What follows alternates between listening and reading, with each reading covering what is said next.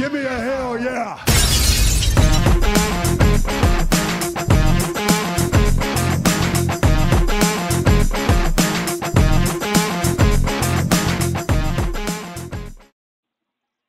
Hi everyone, it's your boy, the God Gamer himself, Harriet. It's Tuesday, and you know what that means?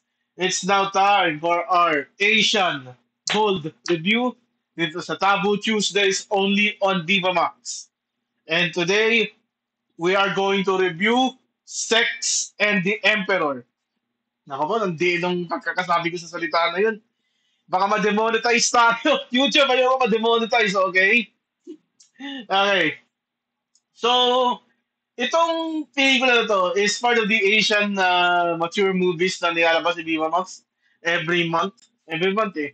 There was Segs and Zen, and then Segs and Zen 3D Ecstasy, and then ito, Segs and the Emperor. So, if you want to tune in for more of your Asian bold review, paki-like na lang po ang video na to para mapunta tayo sa For You ng YouTube. Subscribe to the channel, hit that bell icon for more of your bold review dito sa Taboo Tuesdays only on Harriet. And I'm going to butcher some of these names. So pasensya na. Segs and the Emperor is a 1994 film. It stars Miss Asia pageant winner Yvonne Young and Sung Poon Cheong and Lung Si Ho, Guan Chin, Stuart Ong, Wong Yak Pei, Julie Lee, Wong Shukei, Shiman Hui, Wong Hoi Yui, Yi Yuen King Tan, and directed by Sherman Wong. So, it's all about the Emperor na ayoko na banggitin yung pangalan, ang hirap i-pronounce mga pangalan nila. I'm just going to refer to every single character dito as the Emperor. Okay? And his helper. So, si Helper, is a cunning man and he is a loyal subject to the Emperor. Parang sa Emperor's New Groove, di ba? Yung may kasama siyang Alipores, ayun. At ito si Emperor nagbibinata and nakita niya yung kanyang leading lady, si Guan, let's just say her, okay? Ano pangalan dito? Ang hirap eh. Let's just say it's Yvonne, okay? So she is a chambermaid at binusohan ni Little Emperor itong si Chambermaid habang naliligo siya. At dito siya nagkaroon ng first time na arousal. Dito naman nakarelate yung kasama ni, yung kasama niyang Alipores kasi meron siyang, shlong na hirap rin siyang maka-arouse.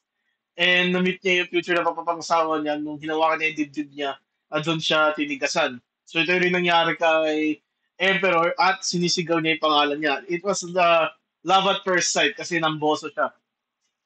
Ngayon, dahil emperador ng China itong pinag-uusapan natin, meron siyang concubine at meron siyang bride. Unfortunately, yung bride na pipiliin niya, sabi ng nanay niya, eh, parang tawag doon, yung bride na pipiliin niya is not supposed to be the servants, pero part ng royal family. So he just roll with it, okay? And there, I said it. Uh, and there, I said it. Nagkaroon ng chance sa tuloy na heartbroken itong chambermaid. And totoo, gusto pa rin ni Emperador si Chambermaid at parang pinotektahan niya yung dignidad ng babae na to. Ang pinakakalaban dito ay yung general nila na mahaba ang dila. So si Boy Dila, ah, isa siyang mapanukso at na kontrabida dahil medyo malapit siya sa Reyna. Ang katotohanan kasi niya, yung Reyna ay may dinatagong sikreto na babae sa banga. Hindi ko alam anong katapusan nun, pero sure. At masyadong malapit itong si General Dila sa Reyna. At parang may kapit siya. Parang may kapit siya dun.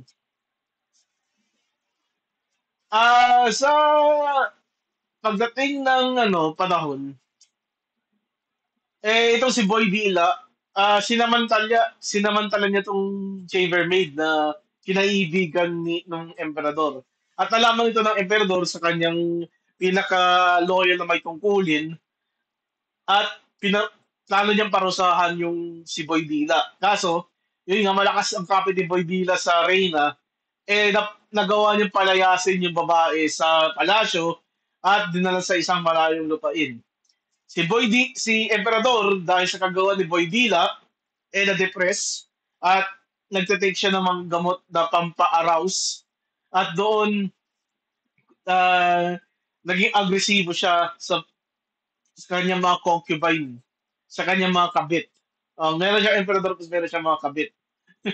Pero ang gusto niya isang alila. Ayun. Yung isang yung isang kasakasama ng emperador na kaibigan nung kanyang may tungkulin, parang nadatna na may kamukha yung chambermaid sa malayong lupain at nireport niya to sa emperador. Kaya nag-set up yung emperador na isang journey patungo doon. Lahat ng brothel, pinasukan ng emperador, hindi niya nakita. Pero sa tindahan ng jade bracelet, nagkatagpo ang chambermaid at saka yung emperador. Kaso hindi sila nagsama kasi nga yung chambermaid tinuruan na sa aral ng pagiging prostitute, sa pagiging panandaliang aliw. At doon masaklap ang nangyari sa emperador. Dahil sa mga karanasan ng emperador sa pagpapasok sa mga brothel, dahil palihim siya naglayas sa palasyo para hanapin yung chambermaid, nagkasakit siya ng syphilis na tinago na lang sa bulutong sa publiko. At ayon, ito ang kanyang kinamatay. Sa nalaman namatay ang emperador pero nag-reconcile yung reyna sa yung chambermaid sa deathbed ng emperador at binigyan siya na parang salapi. Kaso hindi yun natutumbasan, pinatay ng chambermaid, kinuha ni chambermaid ang kanyang buhay sa mamamagitan ng pagtuklap ng balat sa kanyang muka. Na isang brutal na pagpatay. Ayan. Brutal na unalive. Nadatnan ito ng may tungkulin at ayun. Habang nagbibigay ng respeto ang may tungkulin sa emperador na kanyang pinagsilbihan ay umihi siya doon sa puntod, nadatnan ito ng reyna at nagpa siya ang reyna na yung emperador na siya ang magiging bago may tungkulin.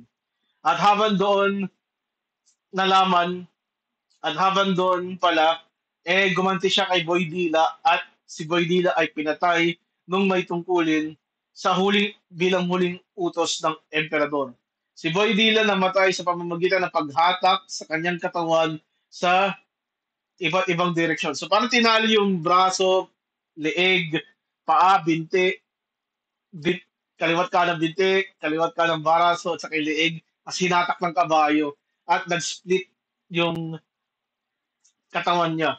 At hindi lang laon, may bagong emperador ang China at ito ang pagsisilbihan ng may tungkulin. At yun ang kwento ng Segs and the Emperor. Nakakatuwa siya na kwento, pero para sa akin, ito ay isang mababang uri or parang mas mababa ang kanyang rango sa mga nakaraang napanood ko dito sa Viva Max ukol sa mga Asian bold movies na nakita ko. Sa mga rango, top 1 pa rin sa akin ang Segs Zen, tapos sa 3D, tapos ito yung nagpapahuli. Ano kaya yung next month na ipapakita sa atin ng Viva Max? Interesado ako. Kung ito ay patuloy na ibibigay ng Viva Max, I believe siguro i-expand natin ang scope ng ating pag-review. Mag-introduce tayo ng Asian Bold Review Season 1. Para sa akin, Segs and the Emperor, nakakatawa siya, nakakatawa ang kwento, pero may mga madilim na bahagi dito na hindi talaga angkop sa mga bata. Talaga bold to mapakakita mo. Pero yung mga pagtatalik na eksena, hindi naman sa akin ganun kaakit-akit. At medyo ito yung mas simple kaysa doon sa pagiging extreme ng mga nakaraang pelikula sa Viva Max. Ito po ang iyong lingkod na si Harriet Velasco. Salamat po. Goodbye. Good night. Kita-kits tayo sa Biyernes 4. Kaskasero. Yeah. Bang!